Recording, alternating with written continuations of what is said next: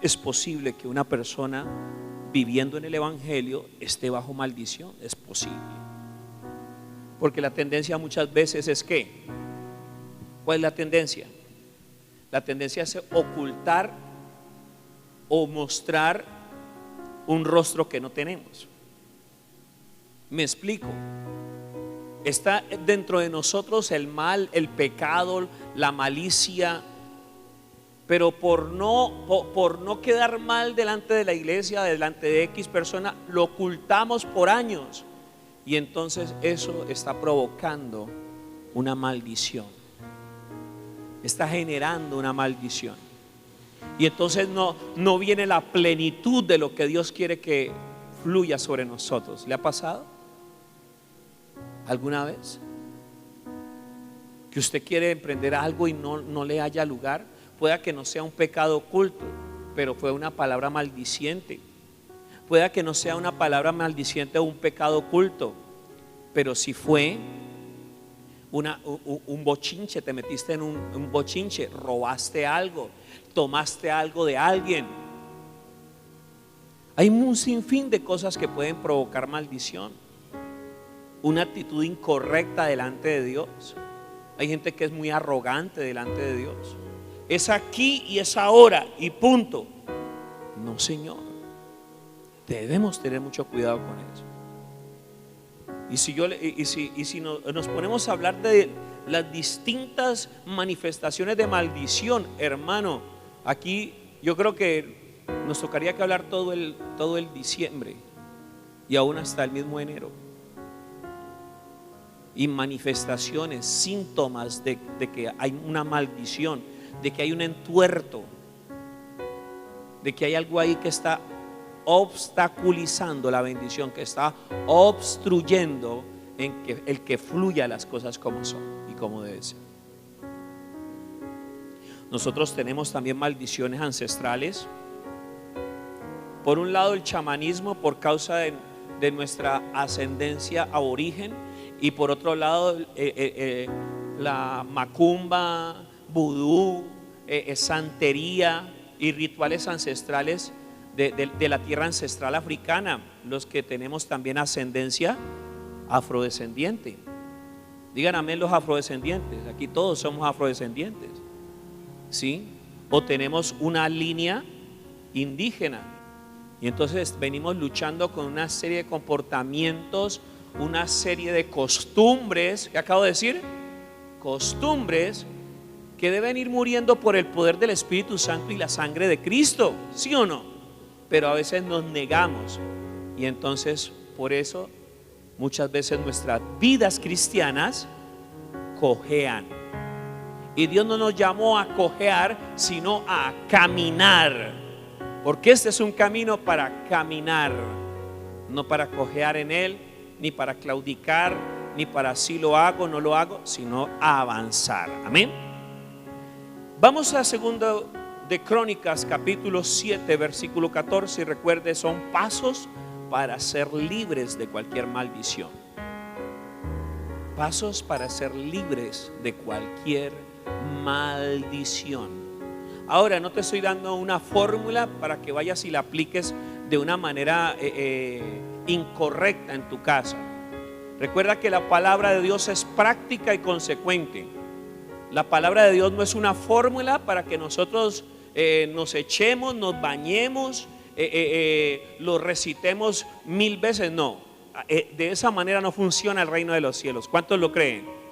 El reino de los cielos funciona a través de obediencia y práctica. Amén. Dice ahí la palabra del Señor: si se humillare mi pueblo, sobre el cual mi nombre es invocado, y oraren y buscaren mi rostro, y se convirtieren de sus malos caminos, entonces yo iré desde los cielos y perdonaré sus pecados y sanaré su tierra. Cuando estamos bajo maldición, la tierra está enferma. ¿Y qué podríamos decir de qué es tierra? Tierra es todo aquello que tiene que ver con provisión, producción, fructificación. La tierra significa eso. La tierra fue diseñada para que produzca. Una tierra Uno no la pone simplemente de adorno, a no ser de que usted compre un lote para engorde, para que en los años vaya subiendo el precio. Pero de lo contrario, si usted quiere una finca, es para ponerla ¿a qué? A que se enmalece, no, para que produzca, ¿sí o no? La tierra necesita ser sana para que cumpla su ciclo original. Dios diseñó la tierra para que dé fruto. ¿Cuál fue el diseño de Dios para la tierra? Que dé fruto, no para que se estanque, no para que sea estéril, sino para que sea fértil y produzca. Eso es lo que significa tierra. Y Dios quiere sanar lo que no está produciendo.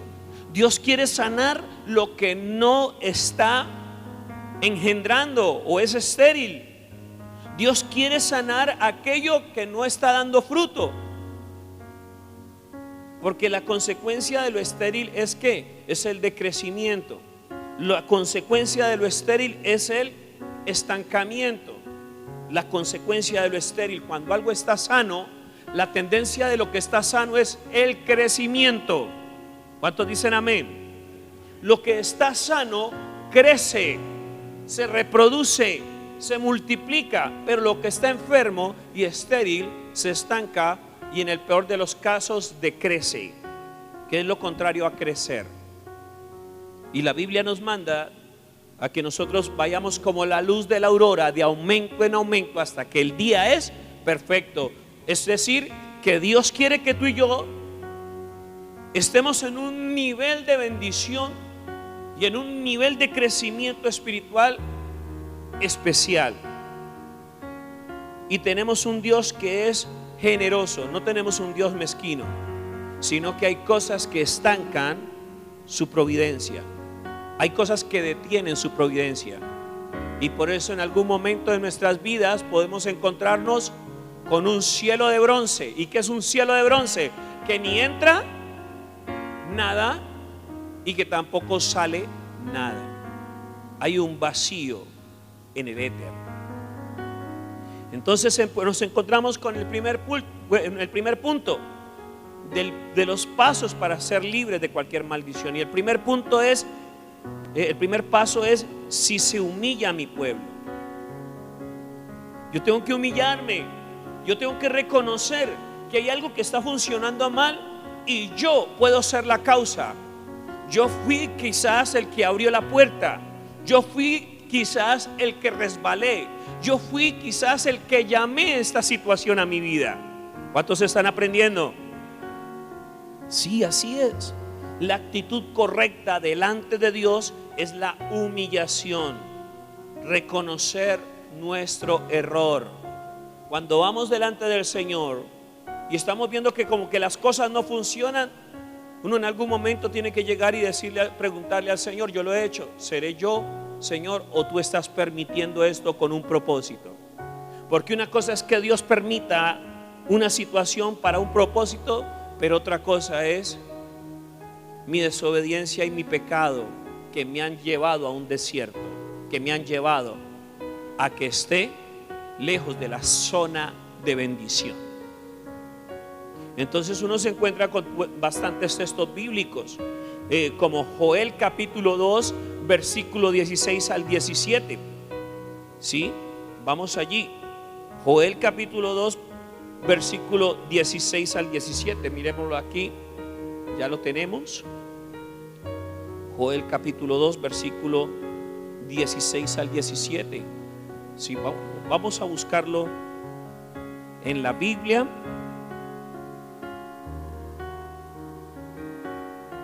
Si usted ya lo tiene allí, por favor, denos una esperita. Joel capítulo 2. ¿Por qué hablo de este tema? Es bueno que en este tiempo empecemos a reflexionar cómo queremos que pasemos al otro año. Mire, yo le soy sincero, para mí diciembre es un mes de premiación. ¿Sí? En mi caso, para mí diciembre es un mes de premiación. En diciembre yo me doy cuenta si paso al siguiente año condecorado o paso al siguiente año con lo mismo. Si aprobé el examen si pasé el año o lo reprobé. Ya hemos aprendido esto en algún momento. ¿Se acuerdan de esa enseñanza? Ojalá que la desempolven. O voy a volverla a rectificar en estos días. Dice ahí la palabra del Señor, Joel capítulo 2, versículo 16. Reunid al pueblo, santificad la reunión, juntad a los ancianos, congregad a los niños y a los que maman. Salga de su cámara el novio y de su tálamo la novia. Versículo 17. Mire lo que dice ahí: entre la entrada y el altar lloren los sacerdotes, ministros de Jehová, y digan: perdona, oh Jehová, a tu pueblo, y no entregues al oprobio tu heredad, para que las naciones se enseñoreen de ella. Porque han de decir entre los pueblos: ¿dónde está su Dios? La gente va a reconocer que Dios está con nosotros. ¿Por qué? Porque hay un sistema de bendición permanente, constante. La gente va a querer invertir en tus sueños. La gente va a querer decir: yo quiero sembrar lo que tú eres, en lo que tú haces. Porque por causa de Dios tú vas a irradiar esa semblanza de Dios, la semblanza de la victoria, la semblanza de la bendición. Pero cuando tú y yo cometemos un error, lo correcto es humillarnos, rendirnos a los pies del Señor. Es uno de los pasos para emprender el camino a la liberación absoluta. Porque solamente a los pies del Señor nosotros tenemos la victoria. Solamente a los pies del Señor, en una actitud de contrición, en una actitud de humillación, de rendirnos y decirle: Señor, yo te he fallado, reconozco mi maldad, reconozco mi pecado. Nos va a abrir puertas. Cuando eso lo hacemos, puertas de bendición se nos abren. Es necesario esta primer parte. Si nos vamos al Salmo 138, versículo 6, nos encontramos con otro texto más que nos habla sobre esto, ¿sí? Salmos capítulo 138, ¿sí? Versículo 6, 138, versículo 6. Vamos rápidamente allí para que nos rinda. 138. Mire lo que dice ahí en versículo 6: porque Jehová es excelso y atiende al humilde, mas al altivo lo mira como de lejos. Dios nada que ver con los altivos. Y así sucesivamente uno se encuentra diferentes textos, si quiere anotarlos. El Salmo 51, 17, el Salmo 34, 18. Me gusta mucho en cada mensaje llenarlos de los textos bíblicos, porque es que estamos enseñando Biblia. Amén. Segundo punto, segundo paso, sobre el cual mi nombre es invocado. Él no va a exigir que se humille un pueblo que no le reconoce.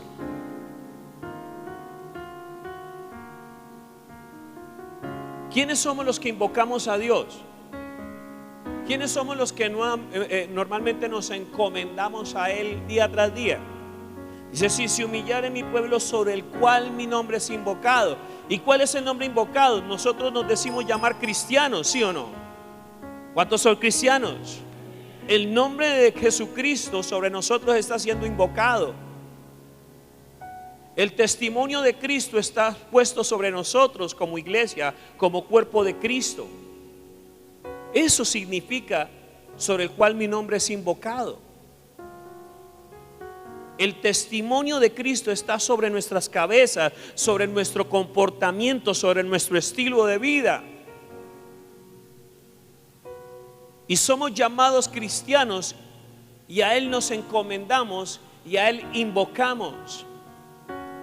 Pero Él ordena de que su pueblo, sus hijos, tengan la actitud correcta ante Él. Si usted y yo somos hijos de Dios, debe haber una manifestación, ¿cierto? ¿Cómo se comportaría un hijo de Dios? ¿Cómo se comportaría un ángel? ¿Cómo se comportaría un ciudadano de reino? ¿Cuál es la actitud? ¿Cuáles son sus maneras de hacer las cosas? ¿Cómo es la línea recta de su rectitud, de su santidad? Porque es el pueblo sobre el cual su nombre es invocado. Dios invita a su pueblo, a los que dicen ser hijos de Él, que tengan una actitud correcta, que dejen el apellido, el nombre de Papá Dios en alto. Y volvemos nuevamente, una de dos: podemos ser amados con tristeza o podemos ser amados con alegría, pero somos amados. Pero yo creo que lo correcto es que seamos amados ¿con qué? Con alegría, que Dios se goce de que digamos: tú eres mi Padre, tú eres mi Señor. ¿Amén? No como cuando la mamá va por las notas al colegio o el papá va por las notas al colegio y el profesor le dice: espéreme un momentico que necesito hablar con usted. Y le dice todas las situaciones y su comportamiento de su hijo. ¿Cómo se siente ese padre? Avergonzado. Se siente con pena. Le da vergüenza. Porque nosotros como hijos representamos a nuestro Padre en donde quiera que estamos. Secular, en ambientes seculares como el trabajo, el estudio. Entonces ahí es donde nosotros, para poder emprender el camino al rompimiento de las cadenas y las maldiciones, es saber que nosotros somos pueblo de Dios. Y no podemos permitir que nuestra vida se trance o se convierta de acuerdo a la situación que estamos viviendo, porque lastimosamente sí, hay mucho creyente que es camaleón. Si la pared es blanca, se convierte blanca. Si la pared es azul, se convierte azul. O sea, en pocas palabras, dependiendo del ambiente, determina qué tanto es cristiano y qué tanto no es. Tenemos que nosotros entender este paso. O soy o no soy. Como decía Renato Descartes, no era Renato Descartes. Más bien no lo digo para no ir a embarrar. Pero decían ser o no ser. ¿Sí? Así es. Dice en el tercer punto, ahí hay varios textos bíblicos. Si usted quiere puede notarlo, los del segundo punto, sobre el cual mi nombre es invocado. ¿Se los dicto? Entonces anote rápidamente Primera de Pedro capítulo 2, 9. Allí dice que nosotros somos ¿cómo? ¿Se acuerda de ese texto bíblico? ¿Qué somos nosotros? Según Primera de Pedro capítulo 2 versículo 6. Yo se lo voy a buscar y lo leemos. Vaya anotando entonces Primera de Pedro capítulo 2, 9, Tito 2, 14, Deuteronomio capítulo 7 versículo 6. Recuerde que también en la emisora vamos a estar transmitiendo nuestras predicaciones. Aquí entonces dice la palabra del Señor en Primera de Pedro capítulo 2 versículo 9. Dice: mas vosotros sois linaje escogido, real sacerdocio, nación santa, pueblo adquirido por Dios, para que anunciéis las virtudes de aquel que os llamó a las tinieblas a su luz admirable. Imagínense a papá diciéndole, si de pronto nosotros hemos cometido un error, como reprochándonos. Imagínenselo. ¿Sí? Bueno, usted no puede ser linaje escogido, real sacerdocio. Yo creo que una reprensión de parte de Dios sería en ese nivel. Usted está representando mi reino. Usted lleva mi apellido. Lleva sobre sí la sangre del Cordero. Entonces, allí nos vamos dando cuenta de que necesitamos ser fieles heraldos de lo que el Señor nos está dando, porque somos un pueblo que invoca al Señor. Nada más en ese texto de Segundo de Crónicas capítulo 7, 14 están los pasos para nosotros ser libres. No hay necesidad de unos rituales, porque ya Dios rompió los rituales. Simplemente es una actitud de renunciar, de decir ya no más con esta situación, pero tener una actitud de acuerdo a lo que estamos citando. Tercero es y orar. La oración es el medio de comunicación con Dios. Este medio muchas veces ha sido quitado por el desánimo, el cansancio, la distracción, la pereza. Ayer oré, hoy no. La oración nos manda a la oración. Amén. Es importante la oración. Si nosotros no oramos, ¿qué cree que puede estar pasando?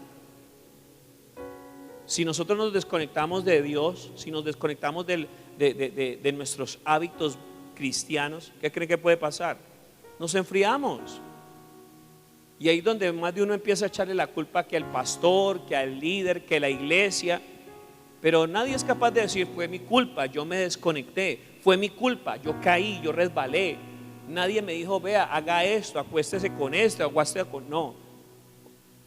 Nadie de la iglesia le dijo: tome esto, vaya a baile, haga estas cosas. No. Uno personalmente ha llamado cualquier adversidad porque se desconecta. Cuando uno se desconecta, llama el pecado. Y cuando uno se desconecta de Dios, se levanta la carne.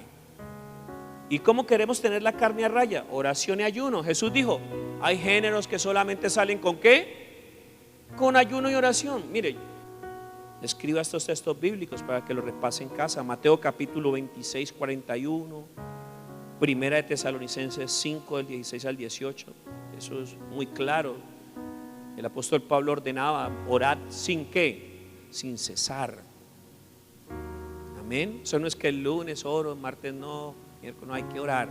Todo el tiempo uno tiene que estar meditando en Dios, hablando con Dios. ¿Sí? Cuarto, y buscar en mi rostro. El buscar el rostro de Dios significa santificarse. ¿Qué significa buscar el rostro de Dios? Santificarse. Él quiere estar continuamente, el que quiere estar continuamente en su presencia, sabe que la santidad es un requisito fundamental, y sin ella es imposible ver a quién, a Dios. Hebreos capítulo 12, versículo 14. Hebreos capítulo 12, versículo 14, por favor. Dice allí: seguid la paz con todos. Oiga, ¿cómo es que Dios nos está ordenando esto? Seguid la paz con algunos, con los que me caen bien, con los que son afines a mis ideas. ¿Cómo dice allí? La paz también tendrá que ver con mis relaciones interpersonales. La santidad también tendrá que ver con mis relaciones interpersonales. Sí, Señor. La Biblia ordena, Dios ordena, el Espíritu ordena: seguir la paz con todos y la santidad, sin la cual nadie verá ¿a quién? O sea, estas van cogidas de la mano.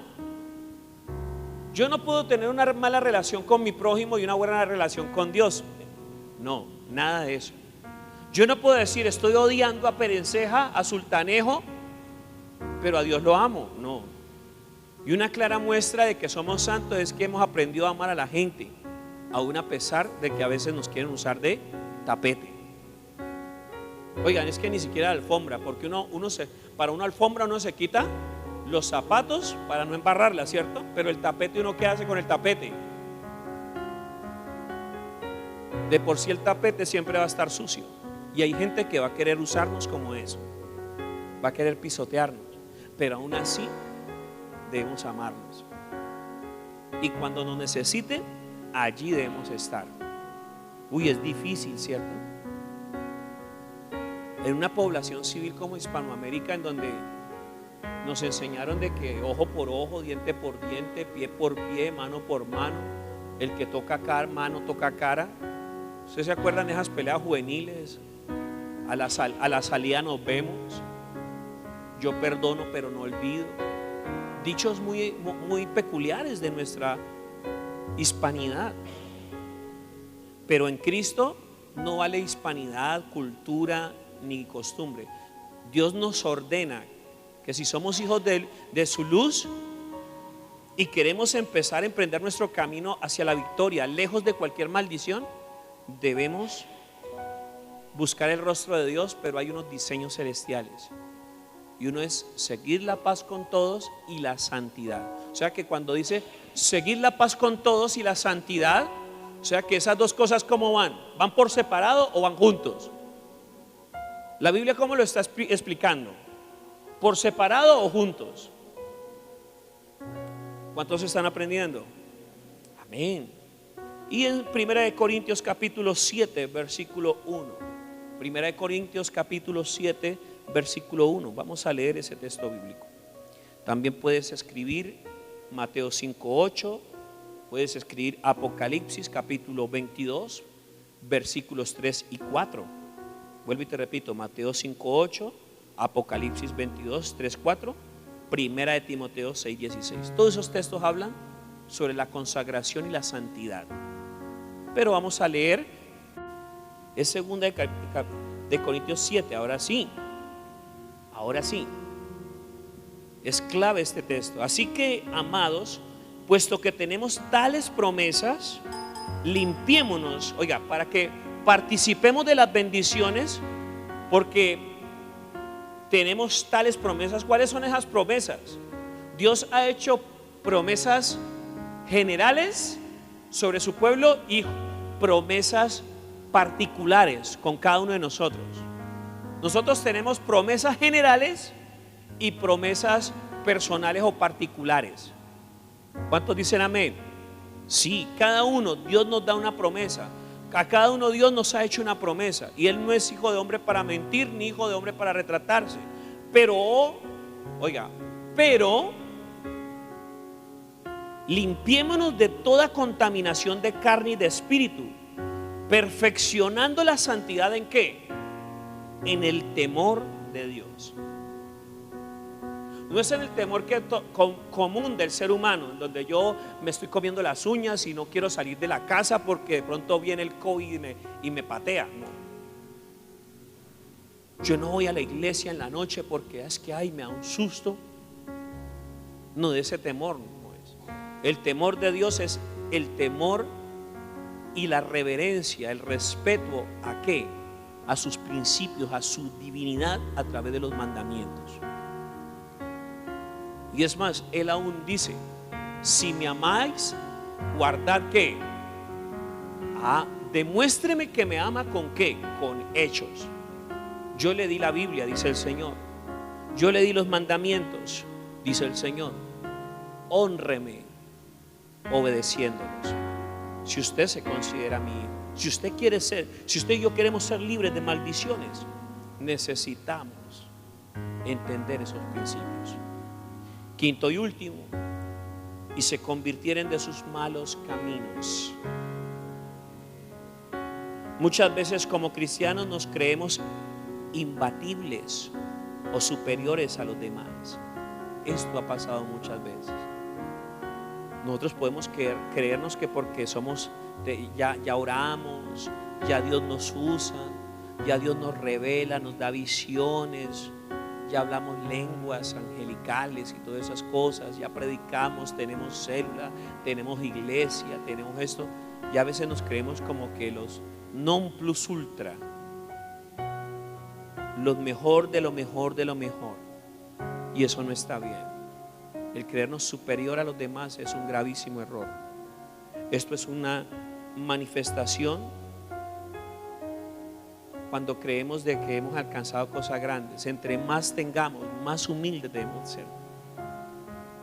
Entre más Dios nos dé, más la cruz debemos recordar y más debemos saber de dónde nos trajo Dios. Amén. Que nunca se nos olvide eso. Que nunca se nos olvide el desierto de nuestra formación. Que nunca se nos olvide el proceso. Que nunca se nos olvide la transformación. Una actitud incorrecta en nuestras vidas nos puede llevar a una derrota. Porque antes de la caída está ¿qué? La altivez de espíritu. Por eso dice también la palabra: el que esté firme, mire que no caiga. Si nos consideramos personas estructuradas, puestas en la roca, miremos con diligencia y con humildad, oiga, con diligencia y con humildad, el no ser derribados.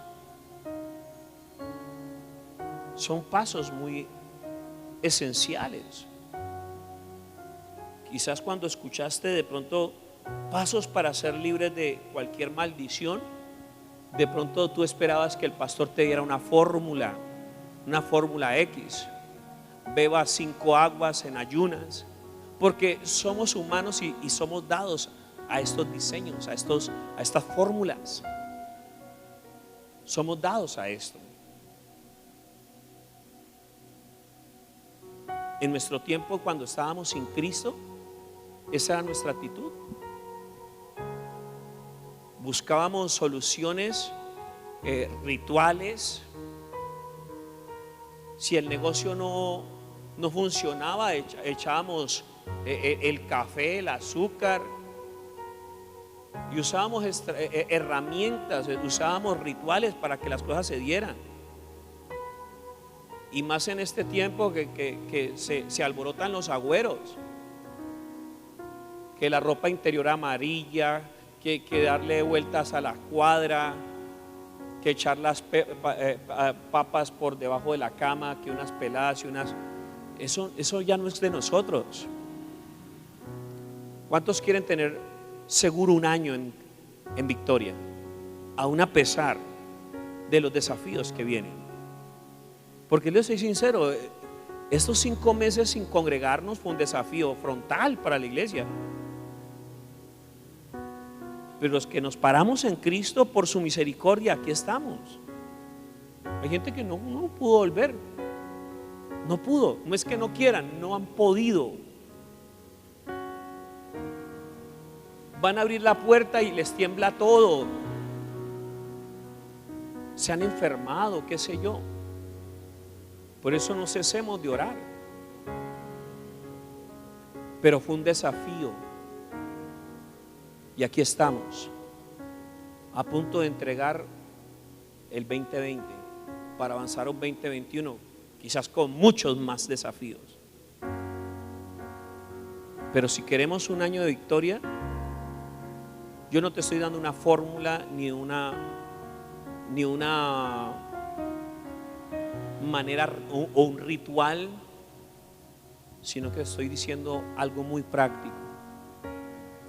Hay que humillarnos y hay que entender de que debemos ser santos según el diseño de Dios.